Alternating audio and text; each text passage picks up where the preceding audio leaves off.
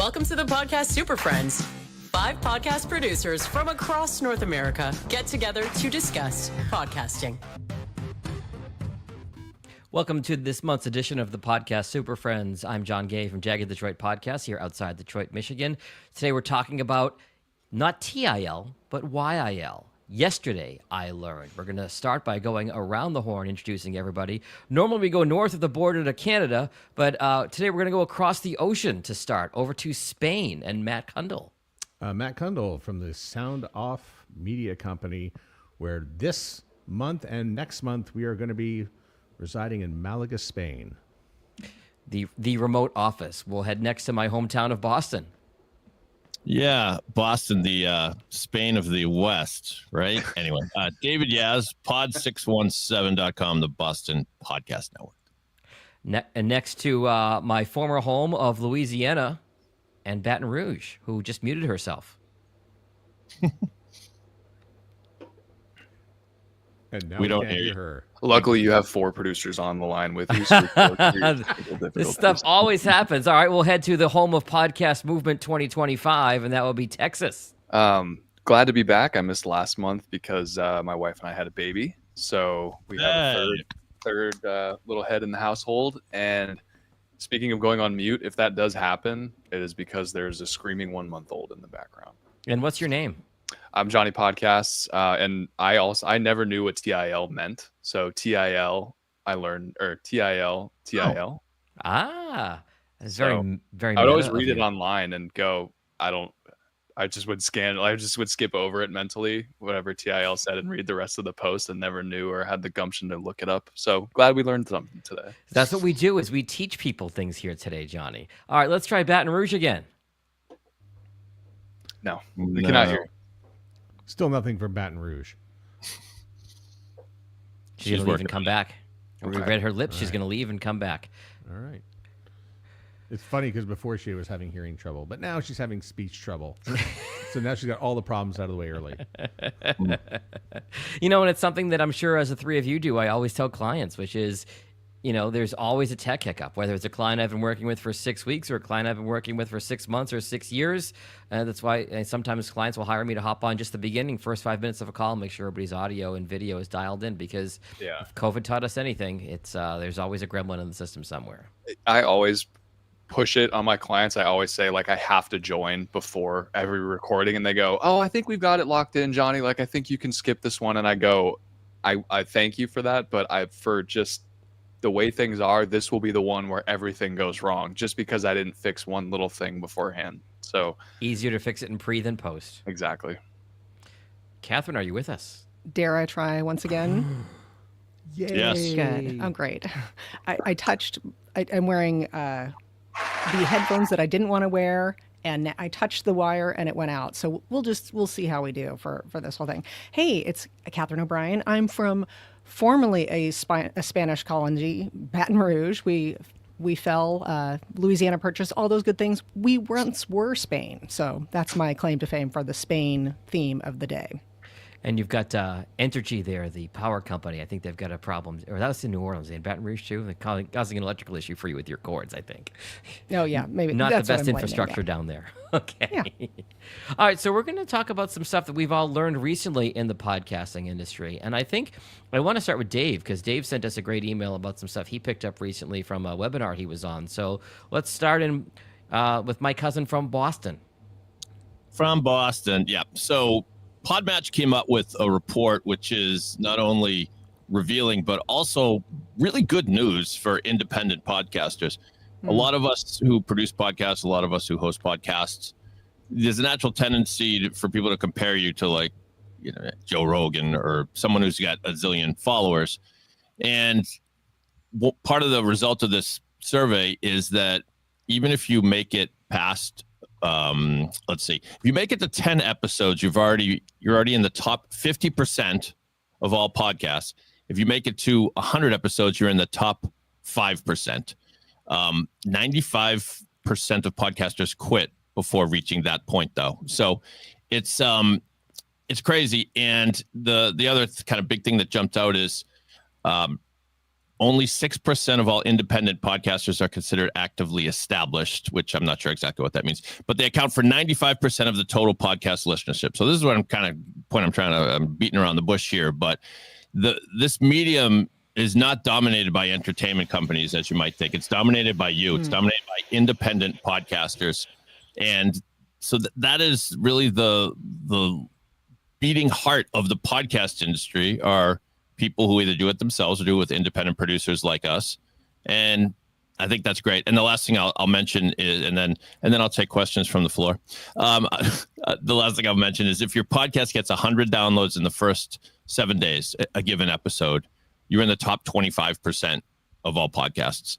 So it's if you're struggling and you're only at like 100, downloads per episode, it's okay. First of all, it does take, as many as 100 episodes to find that audience. But if you're getting up to, let's say the numbers, 460 downloads, that's the top 10%. So if you're in the hundreds, you're in the ballpark. So it's just know that. And of course, know how valuable it is being an independent podcaster. You're probably reaching a niche audience that most media cannot reach. 2 points on that, Dave. So one, I think it's not fair to compare podcast downloads to social media likes, comments, shares, things like that, because it's not apples to apples. I would take 20 podcast listeners over 500 Facebook likes. Liking a Facebook post doesn't take any effort at all. But if you're talking about someone who is going to take the time and interact with your content and give you their attention for a podcast, what would it be worth to a client to be in a conference room while you were addressing 50 people? They'd probably pay big bucks for that. So I'm so glad you mentioned that download metric. You mentioned active podcasts. From what I remember from Rob Walsh's usual annual presentation at Podcast Movement, their criteria for that was reach 10 episodes and put something out in the last 90 days. So if they're using the same metrics, I think that's what they would consider active. Yeah, and the big number there is there are, according to Podmatch, 2.7 million podcasts, but only 390,000 of those are active. So that's 14%. So wow. It's, we preach consistency and have a plan and don't pod fade after like 3 episodes. If you stick with it, you're already kind of an elite company. So it's such an approachable, reachable, touchable, goals that are right there for you. And I think the easiest way to not pod fade, David, is to not concern yourself so much with the downloads. Like the downloads are the downloads. What do you, and I guess I would pose this to the rest of the panel too, what do you guys tell clients, especially new ones, where you're not taking on a show where you're taking over production, but you're helping launch a new podcast? You always get the question, well, okay, we've released the first couple episodes, here's our download numbers, is this normal? What should these numbers be looking like? And normally what I tell them is, before we've even launched the show, we've established the goal that is outside of what our download numbers are. Our goal is to achieve X with this podcast, whether it's to grow our own personal brand, create some social media content for your Twitter or for your LinkedIn, or to help bring brand awareness to your company or drive new clients to your business. It's not so much the fact that we've got 100 downloads or we've got 200 downloads. It's more the fact is who those 100 people are. So what do you guys normally, because you've all gotten this question over the years, what do you normally tell them? Yeah, you've said it already, John. It's you can't compare it to other big numbers. You can't compare it to like, a Facebook will tell you if you pay for this ad, you're going to reach 10,000 people. Yeah. Isn't that 10,000 is much better than 100, right? Well, it's not even close to apples. Podcasting is the most intimate delivery of information, of content that there is out there. We know this. We've seen numbers that when people click on a podcast, they are, like something like 80 to 90% are likely to listen to most or all of the whole episode. That's right. So it is that kind of, intimacy that you get from if you were holding a breakfast series and there were 36 people showing up every Friday morning, you'd think that was fantastic. You're connecting people with people, and probably the right people that came specifically to hear your content. It is much more akin to that. So I'm with you. I mean, it's nice to look at the download numbers. We all love it when we get big download numbers, but you got to put it in perspective. You can't compare it to any other kind of metric, social media especially. I'll echo that, Dave. You know, people get intimidated when they see that number that there are roughly 3 million podcasts out there. Well, you're not competing against 3 million. As you can see on the screen if you're watching the video version of this, you're competing against 390,000. Or if you were to compare that to the number of blogs out there, it's not even close. So your competition is not as stiff as you might think. Another thing I do, to Johnny's point about pod fading, or both of you have mentioned this already, when I sign a client on, I sign them up for a finite number of episodes, and we call it a season. Could be 5 episodes, it could be 10 episodes. And the idea there is you don't take on this project that it's every week from now until eternity, and it becomes one more burdensome thing in your to-do list. The idea is we do 5, we do 10, we map out the content. It's an achievable goal. And at the end of the 5 or the 10, they say, hey, Jag, we love doing this. We're going to keep doing with season 2. Or, hey, you know what? I enjoyed this, but this isn't for me. My attention is elsewhere, and no problem. And you're on your way. And you don't have this axe of Damocles hanging over your head of, oh my gosh, I've got to do another podcast this week. Yeah, I think managed expectations from the very beginning are important. I think that we've long preached on the podcast Super Friends that you have to be looking for engagement. One of my clients, I use this example a lot. She gets an email every single week. First of all, we give the listeners a way to reach out to her through the show notes. And she actually does get emails from listeners saying what they appreciated, what they liked, all those kinds of things. So that engagement is, she might not have otherwise heard from anybody in what she's doing, but she's hearing from the listeners because we ask them and we give them a way to do it. And that's a really great way to see some sort of return on the podcast. I'm so glad you mentioned email, Catherine, because as we see increasingly wonky things going on with social media, whether on all sides, email is the database that you control. You're not relying on Elon Musk or Mark Zuckerberg to decide if they're going to show your content to folks. You are ending up in people's email boxes, and it's a way to communicate with them directly without any third-party involvement, which leads me to Matt's yesterday I learned. Oh, I wasn't ready to go there yet. Okay. I wanted to talk very quickly just about the 390,000 active podcasts that are out there. And, you know, for those who are rushing into YouTube, would you prefer to maybe, I hate the word compete, but to market against the podcasts that are out there rather than the millions of videos that are going up every day?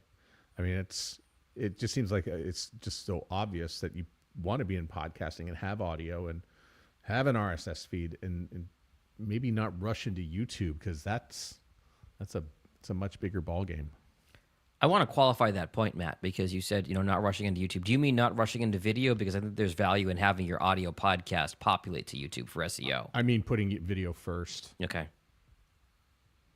I think that's fair. Yeah. And you're right, Matt. It's silly. Like, if you got into podcasting for a reason, because this was the way you wanted to build your content through these, sometimes long form interviews and things that you don't get in a 60-second TikTok video, for sure.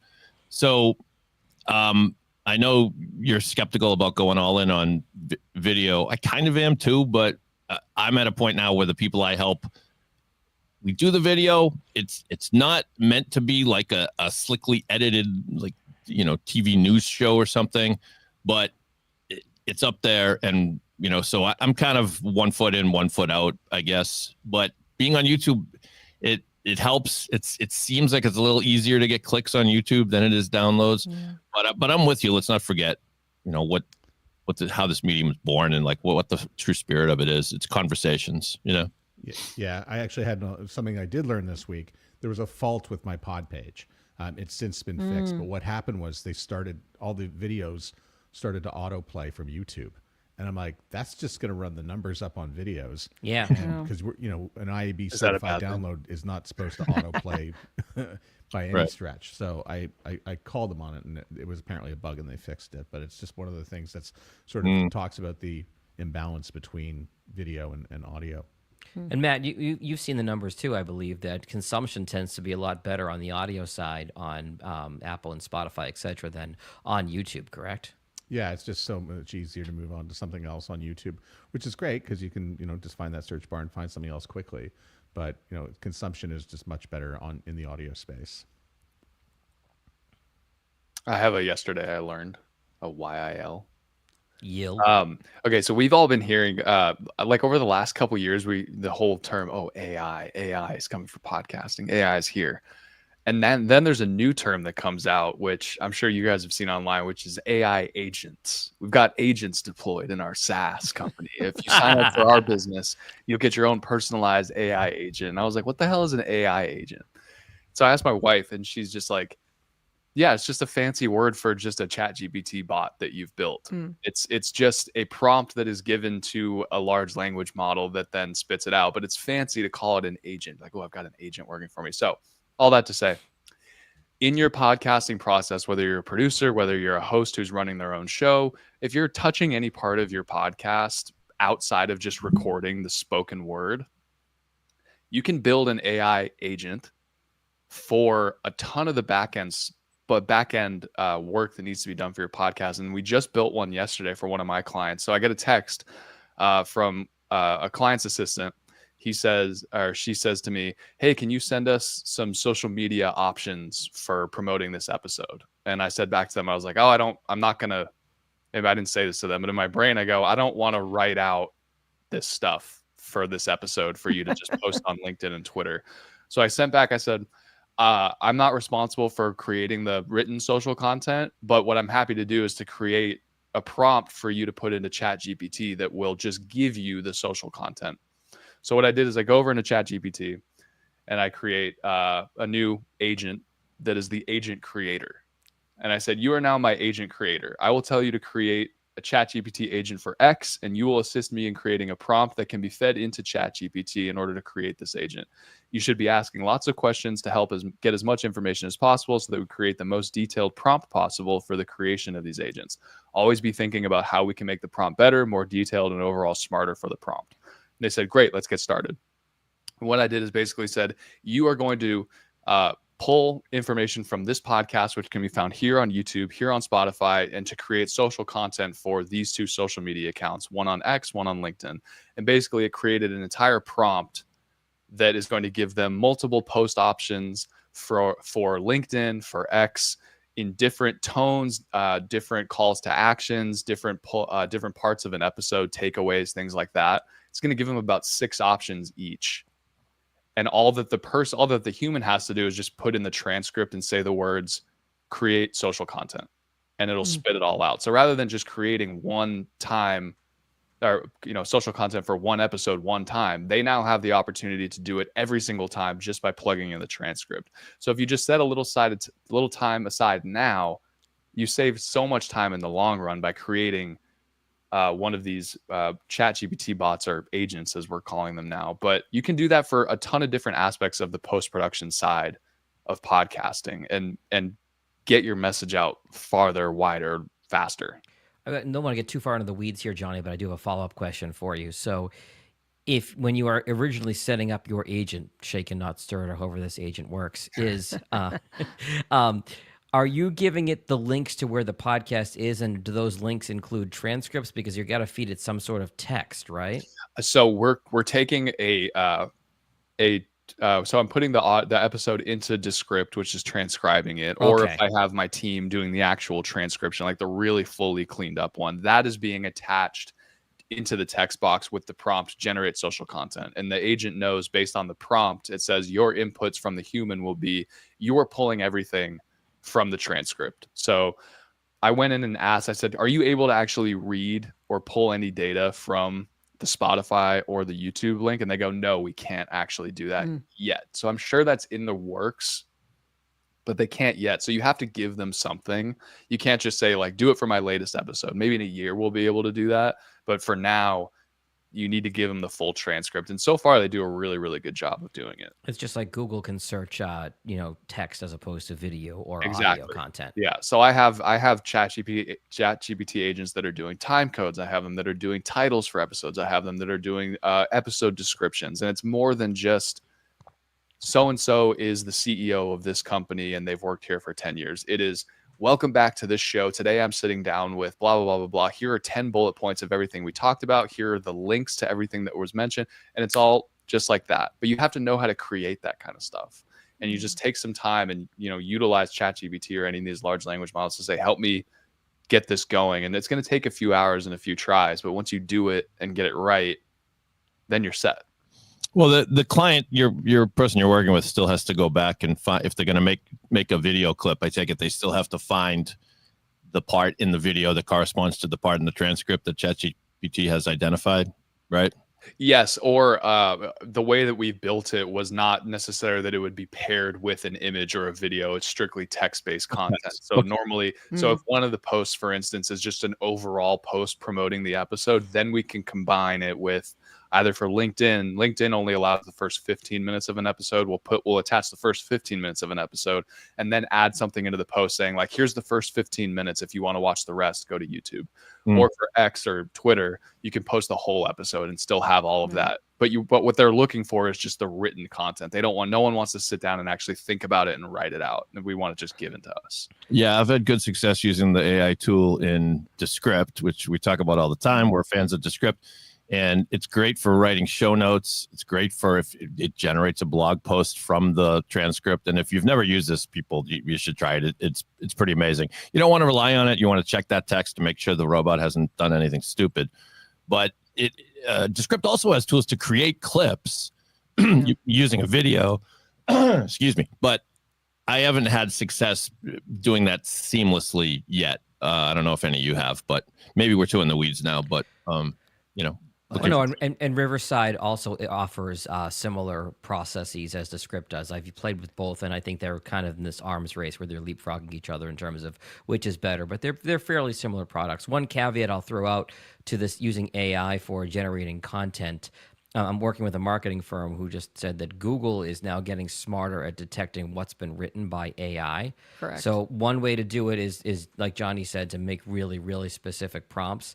But I would strongly urge anybody who's creating written content with AI to go through and do some light editing to make it sound less robotic and more human, or less agent-like and more human, because Google is starting to downrank in search results exclusively written AI content and prioritize what's been written by actual people. Catherine? That's right. That's absolutely correct. And I also just kind of want to give a shout out to some of the other tools that we're fans of, for Johnny's point about using these prompts. A lot of the tools that we're using already have built in these agents to make the social contact for us. So I want to just give a shout out to Headliner, that we're all fans of Headliner for doing audiograms. Their tools for AI for coming up with social content, I think, are getting really good. And then to your point, Jag, I just wanted to say that somebody who I follow, Neil Patel, about SEO, he says that one of the things to keep in mind is it's AI plus human. So everything that's being generated by an AI tool, it really, if you just use that human touch, that human screening, that's going to get you a lot further than just using the straight up AI. Yeah. That's generally been my rule for anything AI, even AI audio editing, things like Descript and Riverside and Adobe Enhance and things like that. You can run poor quality audio through it. It'll do a pretty good job, but you have to make tweaks because sometimes it'll lop off an S or an F at the end of a word, and now your host or your guest sounds like they have a lisp that they don't typically have, or other things. So anything you run through AI has to be completely hand checked by a human eye and or ear. And I think that I get some of from the people that Johnny's interacting with on Twitter or X. I see some of the things.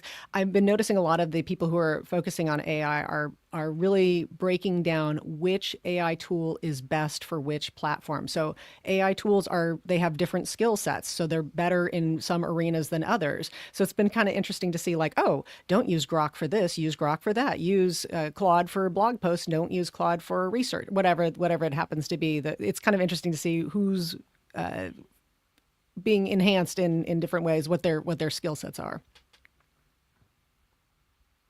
Matt, are you ready for your Yesterday I Learned? Yes, I am. Go for it. I think X is kind of done in my world. And it's just, I've just watched the metrics go. And I'm a big fan. I've been there for a long time. And, in the end, it's not really me who left. It's my audience has left. I can't tag anybody anymore. And these are media people. And they're gone. And if they're gone, what am I doing here? Even though we're on X right now, by the way. We're streaming live to X. And X. Yep, they're fine with it. But they're really asking for me to upload video to it.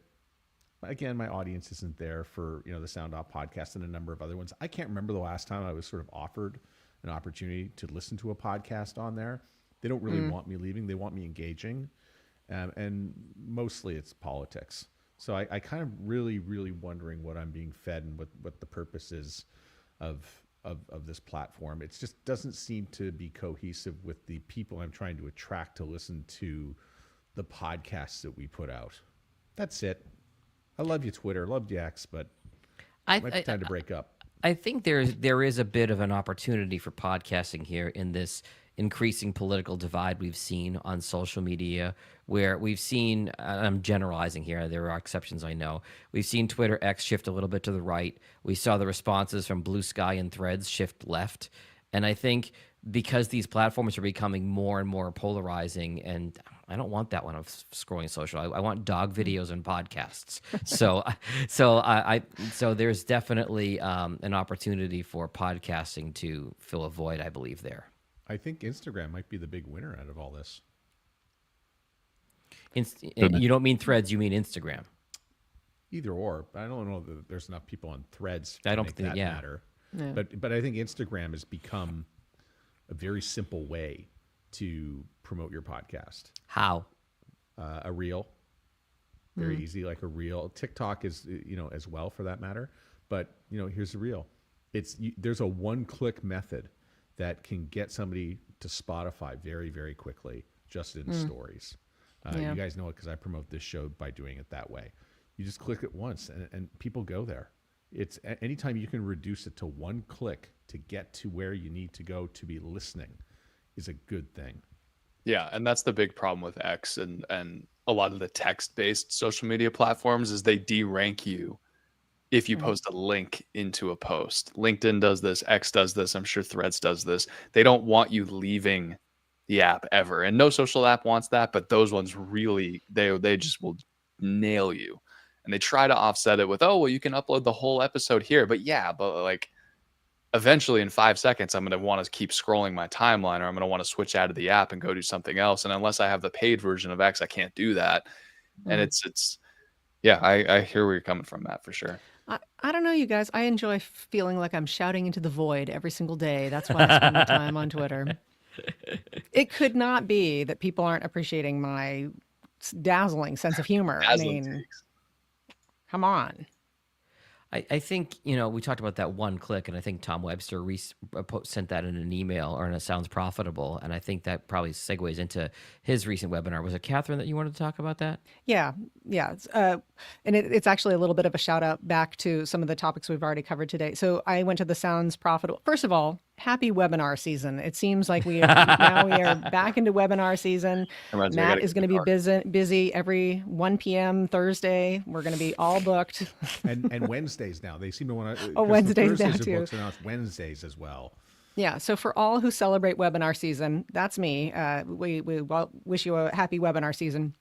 So I got the pleasure of attending the Sounds Profitable branded podcast webinar. It was great. They had a couple of people, the host of Amazon's This is Small Business, she was there talking. And then we had Liz Harns, also from Jar Audio. And this is a deep cut, but I'm a big fan of Jar Audio because they've got some great information about branded podcasting. And Liz Harns gave us a great new metric to pay attention to, kind of a shout out back to what we were just talking about the idea of engagement with your podcast. She said that when they're talking to clients, brands specifically, about launching podcasts, is that they say because of the high consumption level of the podcast, consider this minutes spent with brand. So just like we were just talking about a minute ago with social media, that's ephemeral. Social media is passing by, moment to moment to moment. You're liking, you're moving on, you're scrolling. People are not staying with you. So for all of the expense and the thought that goes into having a really cool social media post, people are passing it by just in a moment's notice. They see it and they move on to the next. Whereas with your podcast, as they're consuming more and more of it, consider that to be minutes spent with your brand. Then she took it one step further and said, okay, so now whatever cost you put into producing this podcast, you can say that, you can calculate that as minutes spent of attention. And I thought, and she says that when they break it down that way for clients, all the marketing people, their ears perk up, like they get really interested because they're saying, okay, so this is the dollar per minute spent on the attention that this person is having with our brand. And I thought, okay, this is a really nice way of sort of tweaking it. So instead of just celebrating like, oh, yes, people consume more of the podcast, you're paying for the attention of the listener, that you're paying for the attention of this potential client or customer. And I thought, okay, that's a great way to just sort of tweak a little bit more, get a little bit deeper into our engagement numbers there. It's a great metric. And again, credit to Liz Harens for sharing that. Such a classic, beautiful corporate jargon term that they've come up with. I could see marketing people just salivating over that. It made me chuckle when you're like, they loved it. They loved hearing time spent with brand. And went, ooh, that's so fancy. Excuse me, you were talking about AI agents and SaaS. You had one more jargon word, and we would have took over. Okay? We all have our spectrum of the buzzwords that we like to. Yeah. Okay. Well, this is one I'm embracing. But that's another time spent. I've left everybody speechless. Great. Right. Another time spent listening request, which is really, I think, where we're moving to in this. Not always very helpful when you have a podcast, say like the one Jag does, 5-6 minutes long. We're not going to get some very good metrics out of that. Jag's would probably prefer to have downloads and audience and unique size, but time spent with your podcast is really a big deal. That requires me to restart my podcast, which I need to do because I've pod-faded my own podcast and not follow. Do as I do, not as I say. The most likely pod faders are podcast producers who just don't have time to. Shoemaker's kid goes barefoot. That's how it goes. All right, who wants to go next? I have another small one that's very recent. And it touched on what David said was that the legacy kind of like old guard media doesn't own podcasting. You, like the average Joe, owns podcasting. What we've seen over the last month, just from the launch of 2 podcasts, should be so encouraging to the everyday person or the everyday business person that wants to get into podcasting, whether it's to market themselves or market their business. We saw Gavin Newsom and Michelle Obama both launch podcasts in the last month. For 2 reasons that should be really encouraging. One, it means, oh wow, this is a big deal. We've got, the governor of California and the former first lady are getting into podcasting. That gives some even further validation to the medium. But 2, they're both terrible at it. Like Michelle Obama is getting clowned all over at least X and on YouTube for her show. And I honestly, I tried to listen to the first episode and just give it some grace and go in with an open mind. It's awful. It's not for me. It's for somebody else, but it's not for me. And clearly it's not for anybody else either, based on the people that are commenting on it. All that to say, the big celebrity podcast dream, that thing's dead. It's not a thing. This medium is not for those type of people. It is for someone who has something very unique to say and can find an audience in who to say it to, whether that is for marketing your business, whether that is for just doing something extremely, extremely niche. But these really broad conversation-based podcasts like that they're doing, it just isn't working in podcasting. And I find that to be very encouraging for the everyday person, that you guys should not be discouraged that you can never be successful in this because, oh, well, I'll never be Michelle Obama. Michelle Obama's trying it and she freaking sucks at it. So that should not stop you from starting this or trying it. Let me give us, go ahead, Please. Matt. Yeah, I just want to push back a little bit here because I know that these podcasts, while popular, are getting a lot of attention for as being negative experiences. But, even if you're Joe Rogan, you have a 14% share. If you're a top radio station in a city, it's a 6 or a 7 share. That means like 94% of the people are not listening to you.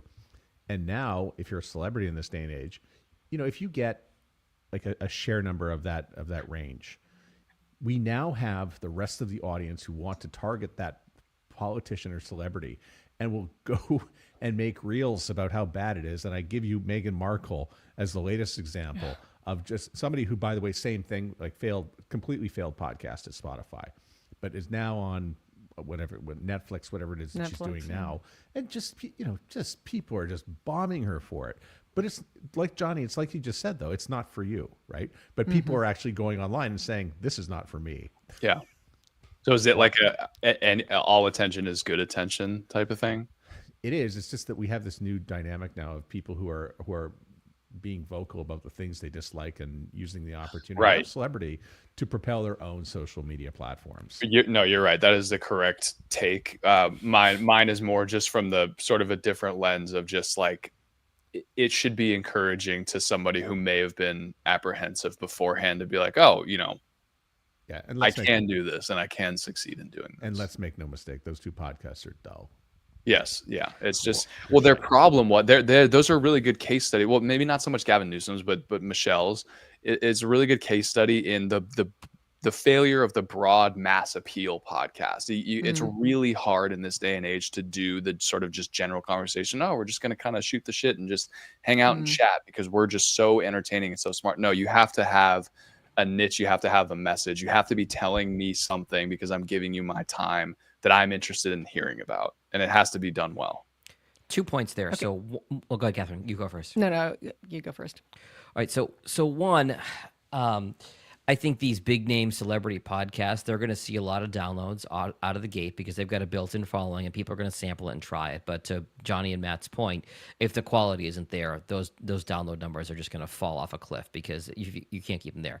But I think the other encouraging thing here to what we're talking about with these celebrity podcasts, some folks, when they get into podcasting, have this idea it's got to be perfect. It's got to be great right out of the gate. Now, the more prep you can put into it, the better quality you can make it great. But the hardest part about a podcast, about starting a podcast, is actually doing it. Your podcast is not going to set the world on fire in episode 1. I don't have a single client that's gotten 10 episodes that likes how episode 1 sounds. The hardest part is doing it. It's a work in progress. It doesn't have to be Pulitzer Prize winning or Emmy winning out of the gate. Start it and work on it and improve and take feedback and listen to it back and figure out what you can do differently. You don't have to be Joe Rogan or Pod Save America right out of the gate or the Daily from the New York Times. Start it. Once you get going, you'll build some momentum and continuously improve. Catherine?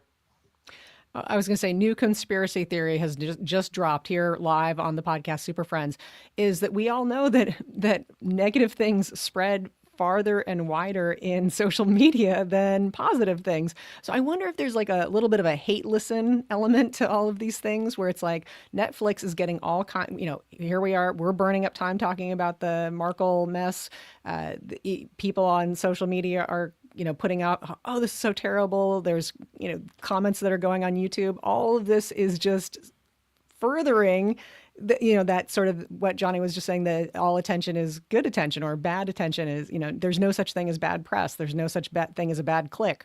So maybe I'm wondering if there's a little bit of a, in the same way that we love to read a terrible or hear a terrible movie review of just trashing a movie, I wonder if there's something to be said for this too, or there's something fun about seeing, having somebody say, oh, this is just a total disaster. This is a mess. And let's tell everybody about it. They ultimately have to spin it into something good, though, because if the only thing people are hearing is that this podcast sucks, this podcast sucks, then your brother's uncle's neighbor's dog is going to go, hey, did you hear about the Michelle Obama? She launched a podcast. Be like, yeah, I heard it sucked, and then I move on with my day. Now that that brand is now stained forever as something negative. Loving counterpoint, Spotify gave them so much money. The Markle and Prince Harry gave them a wheelbarrow full of money to do a podcast. It was considered poor. This Netflix show is after that. They're still raking in projects. Yeah, I mean, it's nuts. I frankly, if I was a wealthy woman, I would fund a investigative reporter to get to the bottom on how they keep getting these contracts. I really would like to know. Well, honestly, Catherine, I think part of it is their celebrity status. Is they're going to start off with a built-in audience that any of the 5 of us are not going to start out with, and they're trying to get a piece of that. But it's all smoke and mirrors if the quality isn't there to back it up.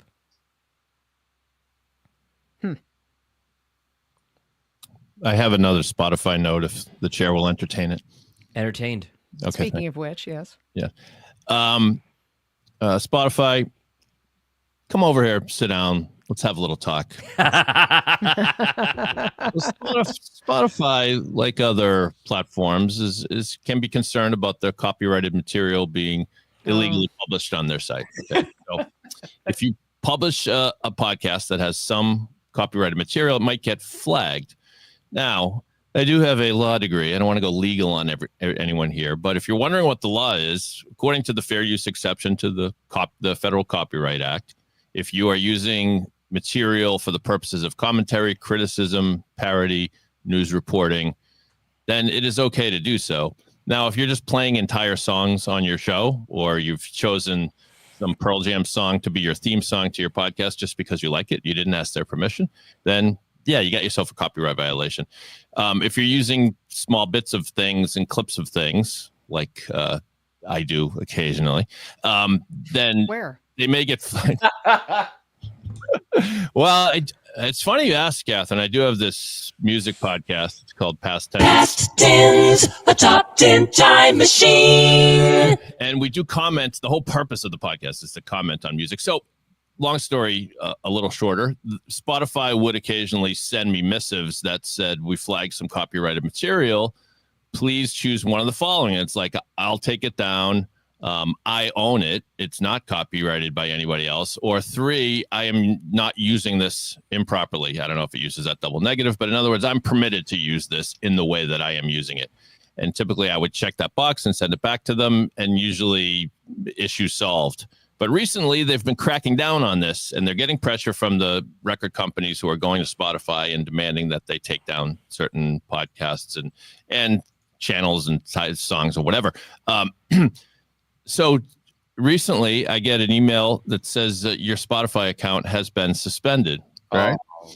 So they bar me. Now, Spotify, we got off to such a good start. I'm one of your Spotify for creators. I've published probably 3 dozen podcasts on your site, giving out making this content available to all of your listeners. I never asked for any money or anything like that, or even a thank you. And you cancel me now. So when this happened, I was horrified because I thought all the podcasts I produce are not going to be on Spotify anymore. That's not the case. The podcasts are still there. I just had to open an entire new account, and now I got to figure out a way to, if I want to monitor this or look at the analytics for any of my pods on Spotify. But clearly, they've taken this barbaric approach. Spotify, do better. What I imagine is happening is there is no human dealing with this issue at all. I think it's a robot that has flagged it, a robot that has sent an agent, Dave. An AI agent. Yeah. Yeah, an evil secret agent. And I think after you get a certain amount of these emails saying you're violated, they automatically terminate the account. So get it together, Spotify. Yeah, and I tweeted them on Spotify cares and heard nothing back. Which begs the question: if it's Spotify cares, and do they really? Spotify really care? Well, it's between you and the Island Def Jam executive who came kicking in the door, going, "There's this podcast called Past Tense." Past Tense. All right. I have a theory. Yes. And I think that it's Spotify is constantly trying to renegotiate their deal with the record labels. I think the record labels are saying, okay, we'll do something with you, but you got to clean this up. Namely, top 10 time machine.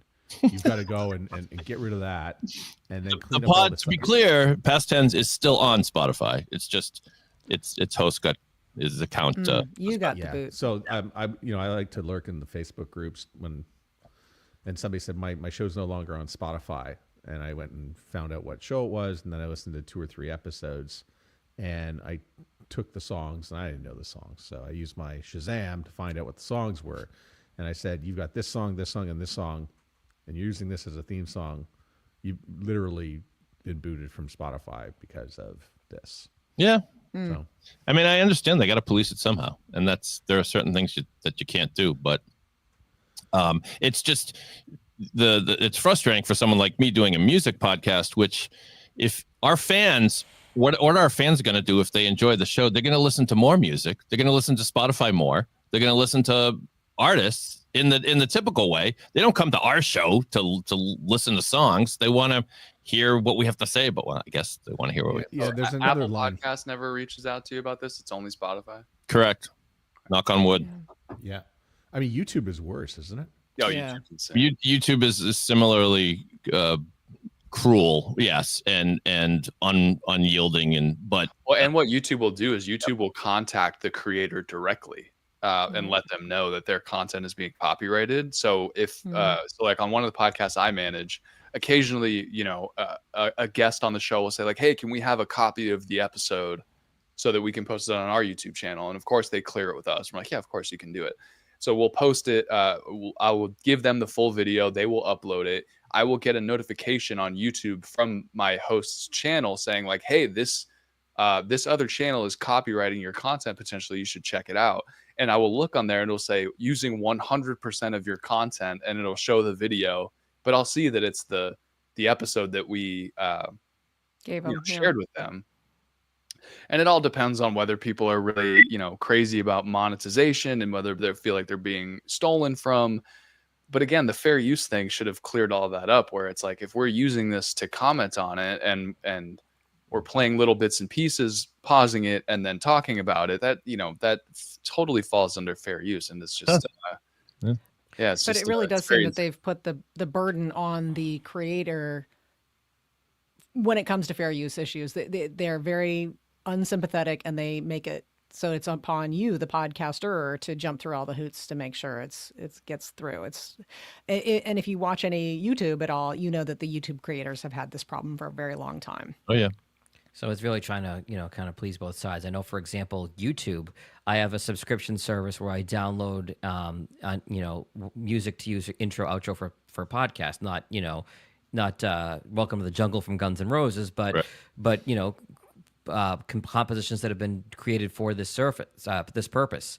And when these podcasts go on YouTube, I have to make sure I download a copy of the YouTube license when I download the audio file, because when the podcast launches, invariably the trailer episodes 1 and 2, they will send that notification to the creator of said music and say, "You have a claim against this. Do you want to appeal it?" And I appeal it, and I copy paste the license that I got from the music provider, and then it's fine within 24 hours. So I applaud them for trying to protect the creators, but I don't want them to hurt us as creators either. It's a really fine line.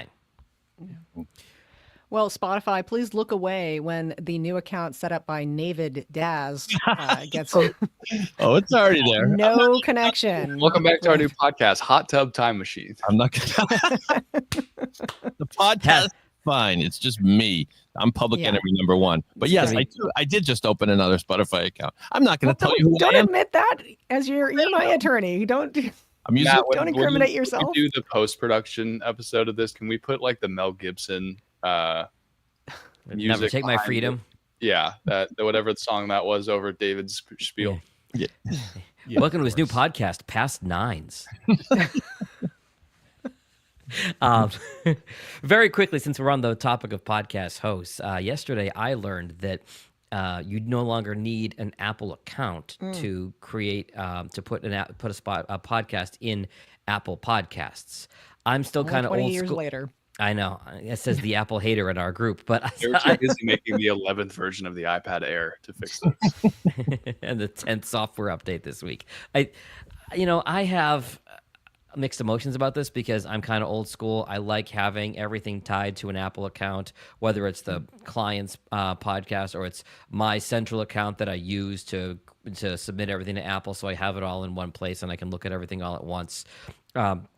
You can claim the podcast without an Apple podcast, or Apple ID rather. To me, all you need for an Apple ID is name, email address, and a credit card. They do not charge to be on Apple Podcasts. So I'm still going to use the Apple Podcast login way to do it. But if you really don't want to give the folks in Cupertino too much information and don't want the Apple ID, then you can actually claim the podcast and submit it without having an Apple ID. So that was what I learned yesterday. Have you tried doing that? Or like, have you done like a high level walkthrough of that process? Because we just launched a podcast, and I still went through the deal of how we've normally been doing it, where you have to manually hit publish in Podcast Connect on Apple. I haven't. I actually did a Zoom screen share with a client who asked me about this new piece of it, and we went through and looked at it for her podcast. But she'd already created it through her own Apple ID, and she was good. But it was a real learning experience for me, for anybody who's starting out that doesn't have an Apple ID. So I have a question. Is this going to make it easier for us to share Apple data with, say, clients? That's a great question. Great Potentially. question. All right, Or well, is it going to be? Or is it going to be claimed by only one user? So that probably remains to be seen, I would think. Yeah. So I'll get back to everybody on this, and I'll report back in a month when we do our next episode. We are almost at time. We've got a couple minutes left. Anybody have any points they want to hit before we close things up?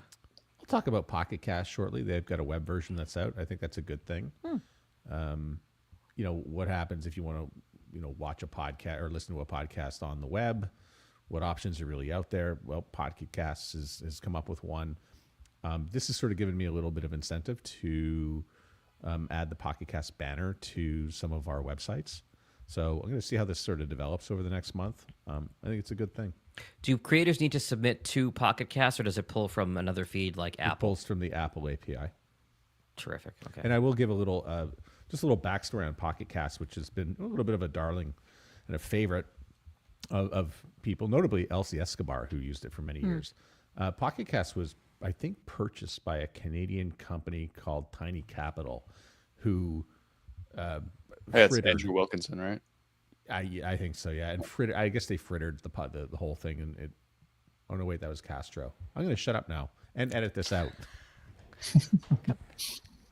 Sorry, wrong one. No worries. But ultimately, Pocket Cast is trying to make a play for taking away some listeners from Spotify and Apple by having a web player. I think they're realizing that this is there's a hole in the market for this. Oh, interesting. This is to listen on the web, Matt, you said, as opposed to on an app? Yeah, exactly. Takes you to a web page. Every one of our podcasts now has a Pocket Cast page that is dedicated. So, makes it easy. And Anything you can do to connect the listener to your show in an easy way is great. Fish where the fish are. Yeah. And But I believe it's that's Pocket. that's a pushback on the YouTube thing. If you don't want to have your podcast on YouTube, then what's the difference between fish where the fish are? Because if all the big fish are on YouTube, the minnows are on Pocket Cast. So why wouldn't you be on both? Well, the minute you're on Apple, you're on Pocket Cast, whether you like it or not.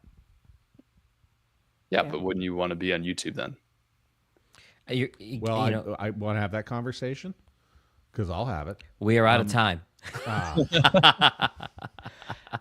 have one point on podcasts. I've actually heard from podcasters, independent podcasters, that because Pocket Cast actually offers a feature where you can advertise your podcast and have it sponsored to listeners, people who are already listening to podcasts, that's sort of been an fully shouted out method of promoting your podcast, is that people really saw a nice, when they would have their podcast be sponsored to other podcast listeners, they would get a nice bump in their downloads. So that would be something I'd be interested in seeing a little bit more of. That's different from Overcast. Yep. Okay. Yeah. I have one more yesterday I learned. Yesterday I learned, and we all know the email. We've already talked about email in this particular episode too. A lot of podcasts have email newsletters that go along with their topics, or if you're working with companies, they've got newsletters for the public to use. And I just learned that Beehive has a automatic sponsorship option so that you can turn your newsletter into a way to monitor a revenue stream by having sponsors for your newsletter through Beehive. Now, Matt, I think do you use Beehive? Yeah, I do. Has anybody heard of this or experimented with this at all? And what was specifically with like the sponsor options? Not with that specific feature, but everything that I'm being fed about Beehive online, it is the newsletter platform. Primo. It is the they seem to really get it. Over Substack, over WordPress. It is the place to be. Wow. Okay. I would be interested in, because I think that having as many options as connecting, or even if they're just multiple streams of income, even if they're rivulets of income, these are going to be important things for podcasters to know about. So I would love to hear a little bit more about podcasters that are using Beehive and using this automatic sponsorship option to get some revenue flowing with their newsletters. That is a wonderful place to leave it. I was trying to make a B transition, but I couldn't come up with one. So let's run around the room. And since her mic has been working for the last hour, let's start with Catherine. Yes, let's not tempt fate anymore. I can finally move my head. This is Catherine O'Brien from Baton Rouge, Louisiana, the Red Stick, and it's been my pleasure talking with you. You can listen to me shouting into the void on Twitter. Hello, Catherine O. To Canada. Now Spain, I should say. Yeah, exactly. We're in Malaga, Spain for right through until Easter. Matt Kundle. You can find me on X while I'm still there at Matt Kundle. Texas. I'm Fort Worth. Hello. hello. I'm Johnny Podcast. You can follow me on X at Johnny Podcasts, and soon you'll be able to find me at johnnypodcast.com. Nice. Look forward to that. Nice tease. Boston. Hello. Boston. There it is. Pod617.com, Boston Podcast Network. Baseball season. Go Sox. Come on, Jag. Go Sox. Go Sox. Go Sox. All right. Alex Bregman. John Gay, Jag in Detroit Podcasts. You can find me at jagindetroit.com. I'm focusing on internal comms podcasts and podcasts for financial advisors. So if either one of those means anything to you, you can find me on my website or on social at Jag in Detroit. Thanks so much for checking out this month's Podcast Super Friends. For Johnny, Matt, Catherine, David, and myself, we will see you next month. Thanks for listening to the Podcast Super Friends. For a transcript of the show or to connect with the Super Friends, go to the show notes of this episode or go to soundoff.network.